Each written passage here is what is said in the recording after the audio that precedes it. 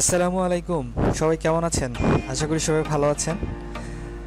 গত ক্লাসে আমরা শিখেছিলাম যে কিভাবে পেন টুলের মাধ্যমে ইমেজ থেকে ব্যাকগ্রাউন্ড রিমুভ করতে হয়, এবং আমি সেখানে এ টু জেড সুন্দরভাবে দেখিয়ে দেওয়ার চেষ্টা করেছি। কেউ যদি সেই ভিডিওটি মিস করে থাকেন তাহলে আমি আমার ভিডিওর নিচের ডিসক্রিপশনে সেটা লিঙ্ক দিয়ে রাখবো, তো দয়া করে সেখান থেকে দেখে আসবেন।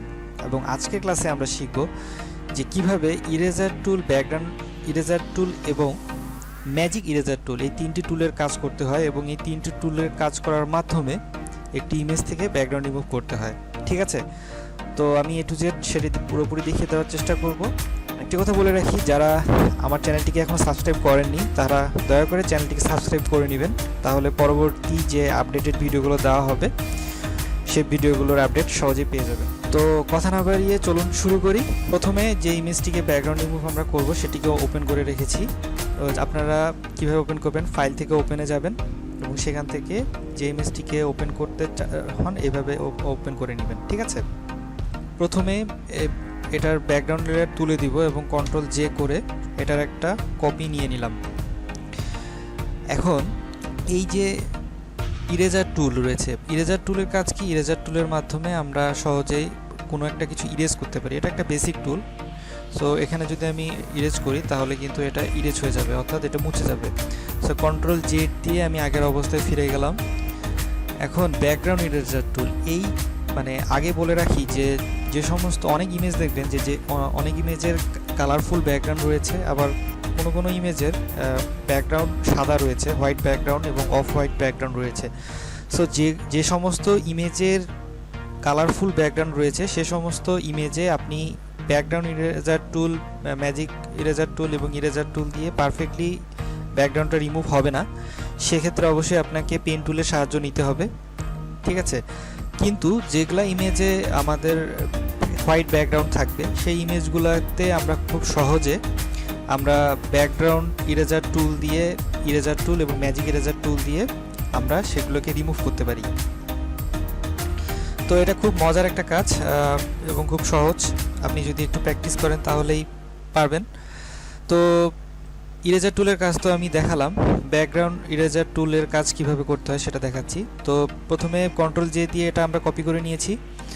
এখন এই যে এখানে এখানে একটা ক্লিক করবেন, স্যাম্পলিং ওয়ান্স, এই টুলটা এখানে একটা ক্লিক করবেন। ক্লিক করার পরে আপনি দেখবেন যে আপনার টলারেন্স যেন 50-র মতো থাকে। ঠিক আছে, টলারেন্স কিন্তু কমিয়ে রাখবেন।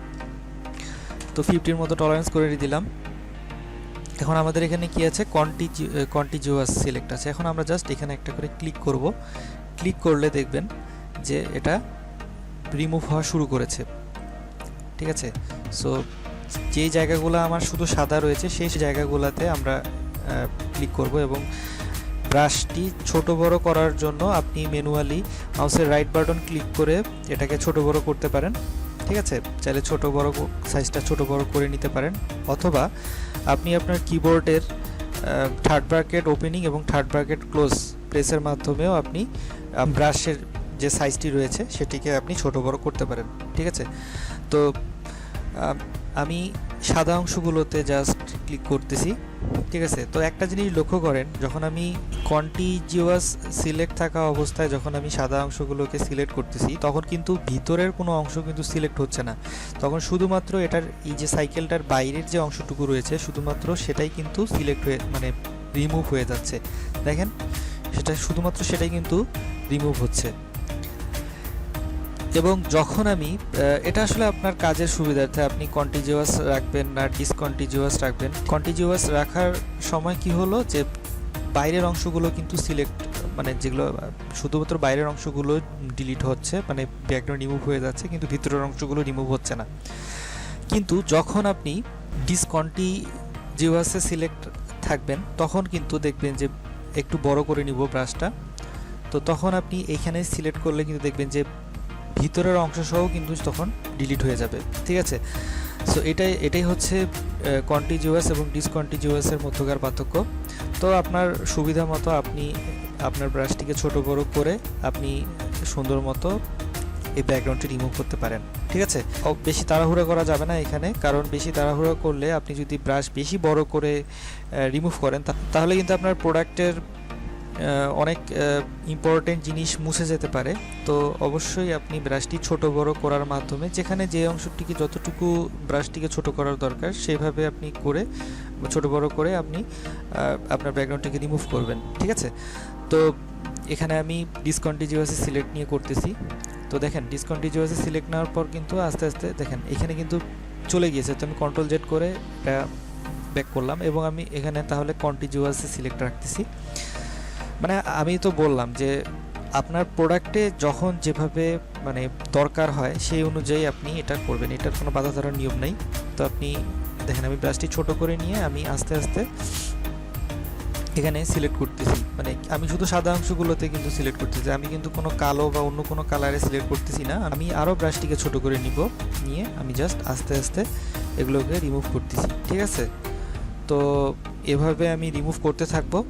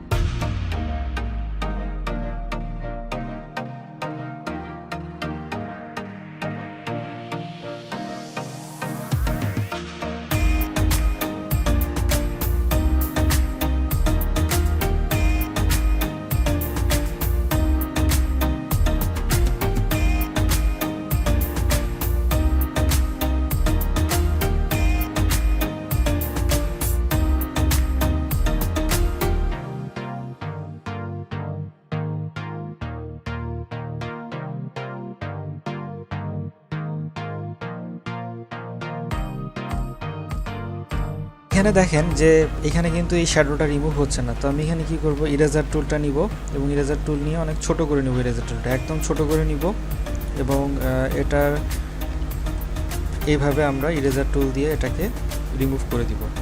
যখন যে জায়গায় যে জিনিসটাকে ইউজ করতে হবে সেটাকে আমরা ইউজ করব। ততক্ষণ আমরা ব্যাকগ্রাউন্ড ইরেজার টুল দিয়ে কিন্তু কাজটা করেছি, কিন্তু এখন আমাদের ইরেজার টুলের সাহায্য লাগতেছে। তো ইরেজার টুলের মাধ্যমে খুবই স্মুথলি আমরা এই কাজটি এখন করে নিতে পারি, ঠিক আছে? তো দেখেন এটা এই সাইডটা কিন্তু আমার অলরেডি রিমুভ হয়ে গেছে। সো এভাবে আমি এই সামনের যে চাকাটি রয়েছে সেটিকেও আমি রিমুভ করব। কীভাবে রিমুভ করব? ব্যাকগ্রাউন্ড ইরেজার টুল নিব, ব্রাশটিকে বড় করে নিব এবং অবশ্যই এখানে টলারেন্স যেন 50 থাকে। ঠিক আছে। টলারেন্স কখনো বেশি রাখা যাবে না, এই 50-এ সবসময় রাখবেন, মনে রাখবেন। তো তারপরে আমি জাস্ট ব্রাশটি ছোট বড় করার মাধ্যমে আমার যেরকম সুবিধা মতো আমি সেরকমভাবে আমি নিব, এবং খুবই সাবধানে নিতে হবে এবং সময় দিয়ে কাজটা করতে হবে। এখানে কিন্তু কখনো তাড়াহুড়া করা যাবে না কাজের ক্ষেত্রে, ঠিক আছে। যদি তাড়াহুড়া করেন তাহলে কিন্তু আপনি পারফেক্টলি কাজটি করতে পারবেন না। অবশ্যই ধৈর্য নিয়ে আপনাকে কাজটি করতে হবে। তো আমি ম্যানুয়ালি এভাবেই কিন্তু জিনিসটি করে যাচ্ছি।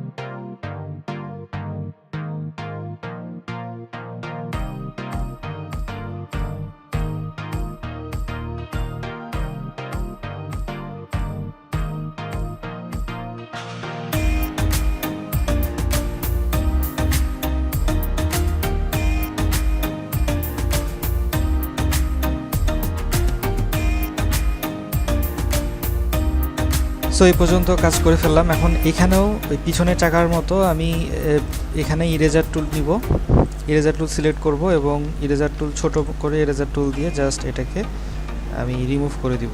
এই যে শ্যাডো দিছে যে চাকার নিচে, সেটাকে আমি রিমুভ করে দিব। ইরেজার টুলটা একটু বড় করতে পারি, মানে এই দেখেন বেশি করে ফেলছি তাহলে কিন্তু এটা এই যে রিমুভ হয়ে গেছে। তো কন্ট্রোল জেড দিয়ে আবার পিছনে যাব এবং আরও ছোট করব, ছোট করে একটু জুম করে নিব, জুম করে কাজটা করবেন তাহলে সঠিক হবে। দেখেন ছোট করে আমি কিন্তু এটাকে দেখেন আবার মানে একটু সময় দিতে হবে, অনেক সময় দিতে হবে, এবং তাহলে আপনি কাজটি পারফেক্টলি করতে পারবেন না। আরও ছোট করতে হবে, ঠিক আছে। এই দেখেন, হ্যাঁ এখন দেখেন, এখন মোটামুটি কিন্তু ভালো মতোই কিন্তু আমাদের ব্যাকগ্রাউন্ডটি রিমুভ হয়ে গেছে। তাহলে বুঝতেই পারলেন যে কত সহজ এটা কাজ। শুধুমাত্র আপনাকে একটু ধৈর্য সহকারে কাজটি করতে হবে, তাহলেই পারবেন। তো এটাকে এখন সেভ করবেন কিভাবে। সো এটা আমি তার আগে আমি দেখাই যে এখান থেকে আপনি সলিড কালার থেকে সলিড কালার নেবেন। সলিড কালার নিয়ে এখানে আপনি রেড কালার যদি সিলেক্ট করে দেন তাহলে এটার নিচে রেড কালারটা আছে, তার মানে দেখেন এখনও কিন্তু আমাদের পারফেক্টলি কিন্তু ব্যাকগ্রাউন্ড রিমুভটা হয় নাই, এখনও সলিডভাবে হয় নাই।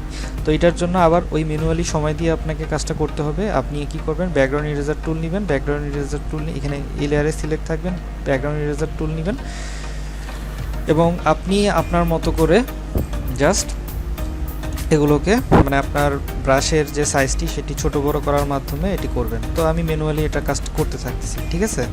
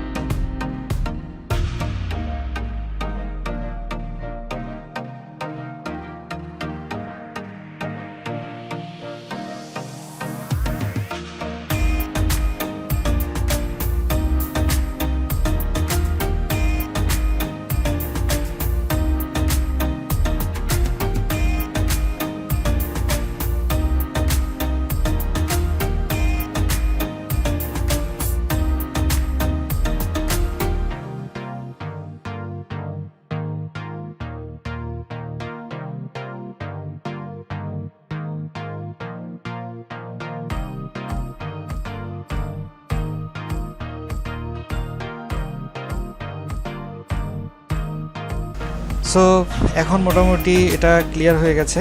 তো এখন আমাদের ব্যাকগ্রাউন্ডটি একদম পারফেক্টলি রিমুভ হয়ে গেছে। সো আমি এটাকে সেভ করব হচ্ছে ফাইলে যাব, ফাইল থেকে সেভ অ্যাসে যাব, সেভ অ্যাসে গিয়ে আপনি এখান থেকে পিএনজিতে সিলেক্ট করে দিবেন এবং এখানে আপনি যদি সেভ দিয়ে দেন তাহলে এটা সেভ হয়ে যাবে। তো আমরা এতক্ষণ কিভাবে ব্যাকগ্রাউন্ড ইরেজার টুল দিয়ে এবং ইরেজার টুল দিয়ে ব্যাকগ্রাউন্ড রিমুভ করতে হয় সেটা শিখলাম, এবং ম্যাজিক ইরেজার টুলের কাজও ঠিক ওরকম, মানে সেম। আমি যদি একটু দেখাই যে ম্যাজিক ইরেজার টুল দিয়ে আমি জাস্ট সেম জিনিস ওপেন করি। আচ্ছা, এটাকে কেটে দেই এবং ফাইল থেকে ওপেনে গেলাম, ওপেনে গিয়ে জাস্ট এটাকে আমি ওপেন করলাম। তো এতক্ষণ আমরা ব্যাকগ্রাউন্ড ইরেজার টুল এবং ইরেজার টুল দিয়ে শিখছি। তো ম্যাজিক ইরেজার টুলটাও হচ্ছে আপনি একটা ক্লিক করবেন, অবশ্যই সেটা হোয়াইট ব্যাকগ্রাউন্ডে হতে হবে। আপনি যদি কোনো কালারফুল ব্যাকগ্রাউন্ডের কোনো, ধরেন আমাদের এই সাইকেলটার পিছনের ব্যাকগ্রাউন্ডটা যদি সাদা না হয়ে কালারফুল হতো তাহলে কিন্তু আমরা ব্যাকগ্রাউন্ড ইরেজার টুল দিয়েও করতে পারতাম না, ইরেজার টুল দিয়ে করতে পারতাম না, এবং ম্যাজিক ইরেজার টুল দিয়েও পারফেক্টলি জিনিসটা করতে পারতাম না। তো এখন আমি আগে বলেছি যে অবশ্যই আমাদের ব্যাকগ্রাউন্ডগুলো হোয়াইট এবং অফ হোয়াইট কালারের হতে হবে, তাহলে আমরা সহজে আমরা এটার ব্যাকগ্রাউন্ড রিমুভ করতে পারবো ইরেজার টুল, ব্যাকগ্রাউন্ড ইরেজার টুল এবং ম্যাজিক ইরেজার টুল দিয়ে। ঠিক আছে, তো ম্যাজিক ইরেজার টুলকে আমি সিলেক্ট করলাম এবং এখানে যখন একটা ক্লিক করে দিব তখন এটা কিন্তু মানে একটা ক্লিক করার মাধ্যমে এটা কিন্তু দেখেন পুরো সব কিছু রিমুভ করে দিয়েছে, এবং বাকিটাকেও আমরা ম্যাজিক ইরেজার টুল দিয়ে করতে পারি। কিন্তু ভিতরের অনেক সূক্ষ্ম সূক্ষ্ম জিনিস আছে, সেই জিনিসগুলোর কিন্তু আমাদের ডিটেলস চলে যাবে যদি আমরা এইভাবে একটা করে ক্লিক করে করে করি। সো ভুল হওয়ার সম্ভাবনা অনেক বেশি থাকে। সো এই জন্য আমরা ম্যাজিক ইরেজার টুল দিয়ে যতটুকু আমরা পারি ততটুকু আমরা করব। অর্থাৎ ধরেন ম্যাজিক ইরেজার টুল দিয়ে এটা সিলেক্ট করে দিলাম, এরপরে আমরা আমাদের চাহিদা মতো আমরা ব্যাকগ্রাউন্ড ইরেজার টুল দিয়ে এর ভিতরের অংশগুলোকে সিলেক্ট করলাম। ঠিক আছে, সো আমি আগে দেখিয়ে দিয়েছি যে ব্যাকগ্রাউন্ড ইরেজার টুল এবং ইরেজার টুল দুটাকে মিক্সড করে আপনি আপনার মানে আপনার দরকার মতো আপনি কিভাবে ব্যাকগ্রাউন্ডটি রিমুভ করবেন সেটা আমি আগে দেখিয়ে দিয়েছি।